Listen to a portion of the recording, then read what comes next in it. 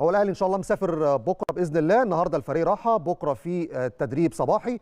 بعد تدريب السفر هيكون الساعه 4 العصر ان شاء الله الى جنوب افريقيا، والاقامه هتكون في بريتوريا لان الماتش مع سان داونز في ملعب لوفيس في بريتوريا. طيب الجزئيه الاخيره بقى اللي عايز اتكلم فيها ولها علاقه بحكام مباريات البطوله. ماتش الاهلي وسيمبا امبارح، هدف سيمبا فاول والفار مش موجود. الاهلي امبارح كان ليه ضربه جزاء، وكان في ضربه جزاء لكهربا ما اتحسبتش. لقاء الذهاب في تنزانيا الاهلي كان ليه ضربه جزاء ما اتحسبتش، او احتمال كمان ضربه جزاء ثانيه لبيرسي تاو ما اتحسبتش. واكثر فريق عانى تحكيميا في هذه النسخه سواء ذهابا او ايابا هو النادي الاهلي. حكم موريتاني وحكم كونغولي، ده بيغلط وده بيغلط، واخطاء على فكره مش هقول اخطاء تقديريه. انت في تقنيه فيديو لما رحت تنزانيا الفار استدعى الحكم، والحكم ما كانش ليه مزاج يحسب. احسبوها زي ما انتوا تحسبوها بقى، ملوش مزاج ليه؟ ملوش مزاج يحسب. امبارح حكم الفار من المغرب محمد هاني اتضرب، مش اتاخدت منه، اتضرب. امبارح كان فاول واضح جدا، واتاخدت منه الكره وجه منها هدف. بعد 3 4 نقلات جه منها هدف، فالمفروض الفار بيراجع اللعبه، بيشوف الهدف ده مدى صحته، هل في تسلل، هل بادئ في فاول، هل في اي حاجه. ما طبيعي دي شغلانه الفار، يعني لما يجي هدف الفار من حقه ان هو يتحقق من صحه الهدف. الفار مش موجود، مش موجود خالص. انا بعيد عن الامور الفنيه سالت سؤال امبارح مع احد المختصين في الاتحاد الافريقي في موضوع الفار، واتقالت لي معلومات.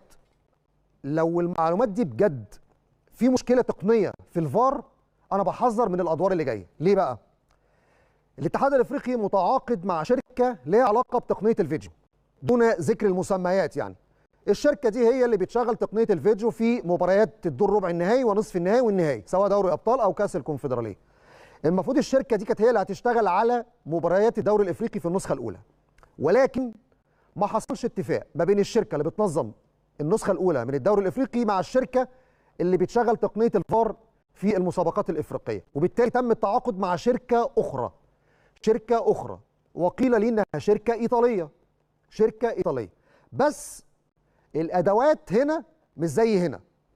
يعني الشركه اللي بتتعامل مع الاتحاد الافريقي ادواتها جيده. الشركه اللي تعاقدت معاها الشركه المنظمه للنسخه الاولى من الدوري الافريقي في مشكله في الكوميونيكيشن سيستم. في مشكله في الكوميونيكيشن سيستم.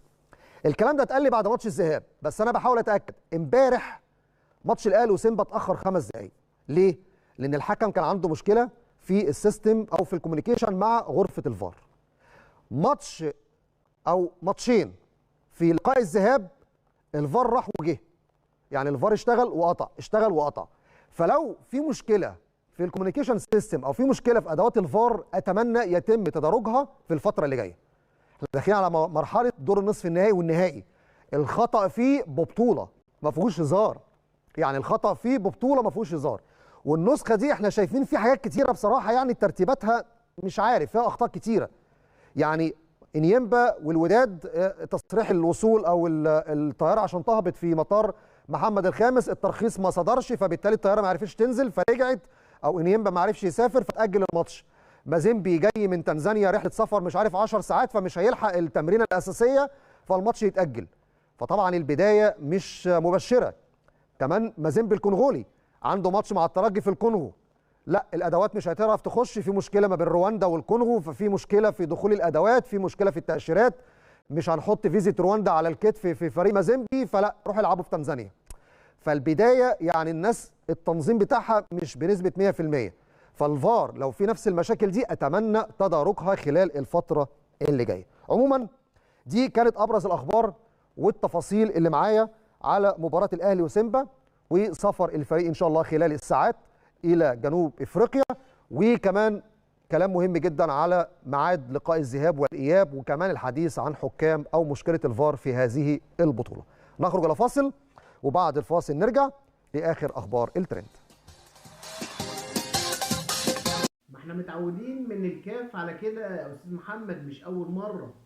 فضائح الكاف وفضائح التحكيم متعودين منها في افريقيا بالذات ومن الاتحاد الافريقي. حكام على المزاج وكمان فار على المزاج، الفار يشتغل ما يشتغلش مفيش مشكلة بالنسبة لهم والدنيا بتمشي.